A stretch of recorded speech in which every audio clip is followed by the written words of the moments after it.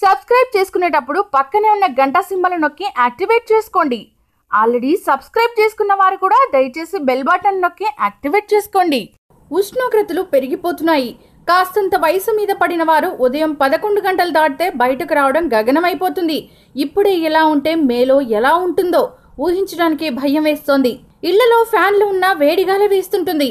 మరి ఏం చేయాలి?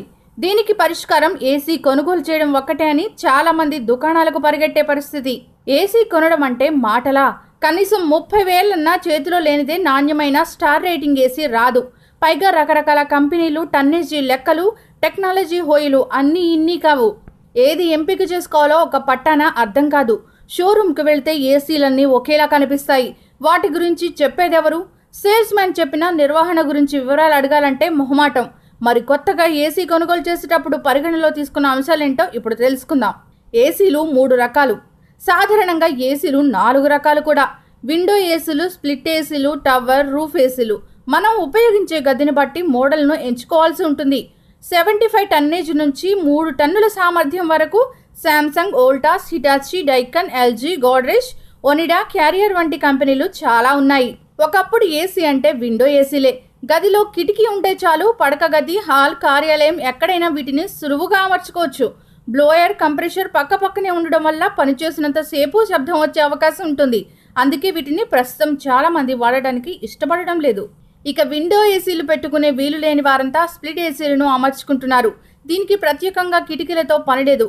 కంప్రెషర్ ఫ్యాన్ను బయట ఎక్కడో ఒక చోట ఏర్పాటు చేసుకుని చల్లటి గాలినిచ్చి బ్లోయర్ని మాత్రం గదిలో అమర్చుకోవడమే స్ప్లిట్ ఏసీ.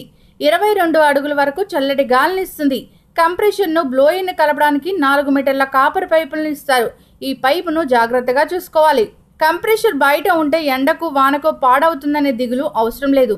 దీనిని గోడకు, ఇంటి పైకప్పు, బాల్కనీ ఎక్కడైనా అమర్చుకోవచ్చు.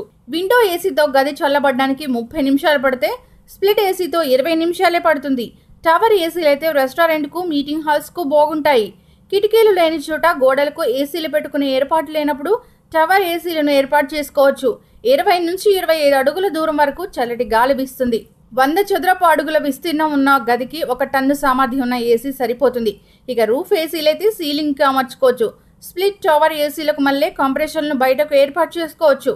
కళ్యాణ మండపాలు, మినీ హాల్స్, రెస్టారెంట్లకు బాగుంటాయి. ఇక ఏసీని ఎన్ని గంటలు పనిచేస్తే ఎంత విద్యుత్ కాలుతుందో కూడా అవగాహన కలిగి ఉండాలి. గది విస్తీర్ణం ఎంత, గాలి వేగం ఎంత వంటి అంశాలను గమనంలోకి తీసుకోవాలి. సాధారణంగా 1 టన్ను సామర్థ్యం ఉన్న ఏసీని 9 గంటలు వాడితే 4.5 గంటల విద్యుత్తును తీసుకుంటుంది. దీనికి సుమారు 5 యూనిట్ల కరెంటు ఖర్చు అవుతుంది. 1.5 టన్ను సామర్థ్యం అయితే 8 నుంచి 10 యూనిట్ల విద్యుత్తును వాడుకుంటుంది. కాకపోతే ఏసీ ఉన్న గదిలో గాలి బయటకు పోవడానికి మార్గం ఇనుప వస్తువులు, చెక్క వస్తువులు ఎక్కువగా ఉండకూడదు. ఉంటే విద్యుత్తును ఎక్కువగా వాడుకుంటాయి. ఇక ఏసీ మన్నిక ఎలాగో ఇప్పుడు తెలుసుకుందాం. వేల రూపాయలు పోసి కొన్న ఏసీలు 4 కాలాల పాటు మన్నికగా ఉండాలంటే వాటి అమరిక చాలా ముఖ్యం.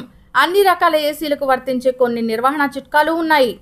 ముఖ్యంగా వోల్టేజ్ హెచ్చుతగులకు ఏసీ పాడవకుండా స్టెబిలైజర్ ఏర్పాటు చేసుకోవాలి. కొన్ని మోడళ్లలో స్టెబిలైజర్లు కలిసే వస్తున్నాయి.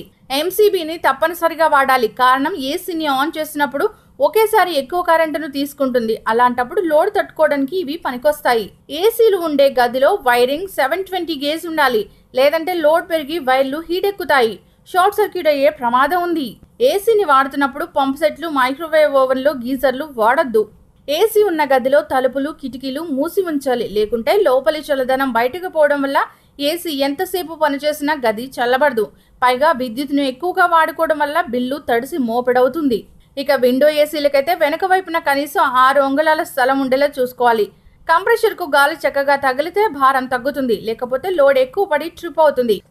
సో ఏసీ కొనేటప్పుడు ఈ చిన్న టిప్స్ పాటించండి. ఈ వీడియో కనుక మీకు నచ్చినట్లయితే లైక్ చేయండి. మీ అభిప్రాయాన్ని కామెంట్ చేయండి. మీ వారందరికీ షేర్ చేయండి. మరిన్ని ఇంట్రెస్టింగ్ అప్డేట్స్ కోసం మా ఛానల్ని సబ్స్క్రైబ్ చేసుకోవడం మాత్రం మర్చిపోకండి.